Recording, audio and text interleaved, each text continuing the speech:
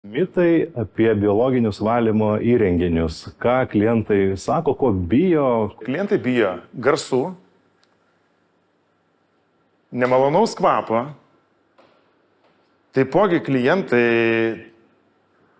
taupo savo žemę, jinai yra brangi, bijo didelio nuotekų valymo įrenginio dangčio, kaip pavyzdys 1,5 metro skersmens ar panašiai, arba kurie būna išlindę. Ne? Tai realiai, tai kas liečiant biotornado nuotekų valymo įrenginį, visą tai greuna. Blogų kvapų nebūna, garsų taipogi ne.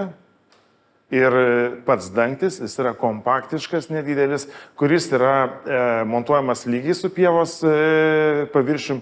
Ir dar pasakysiu tai, kas jums patiks. Ne? Ir jeigu pas jūs kieme yra roboto žaliapjovė, tai roboto žaliapjovė tiesiog galės važinėti per nuotekų valymo įrenginį ir pjauti, atlikti ne savo darbą, pjauti pievą. Vėlgi yra parenkamos orapūtės tokios, kurios būtent tik tais naudoja elektros energiją, kurios yra ilgamžiškos ir ekonomiškos elektros energijai.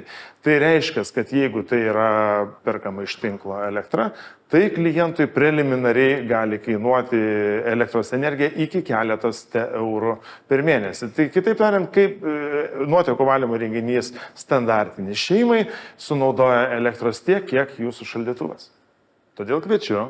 Atvykite į parodą Supernamai, nes Supernamų parodoje mes pristatysime savo naujoves, sukurtos šiais metais, susipažinsite su nuotekų valymo įrenginiais, bet ir išvysite dar daug naujovių, kurias galėtumėt pritaikyti pas save namuose.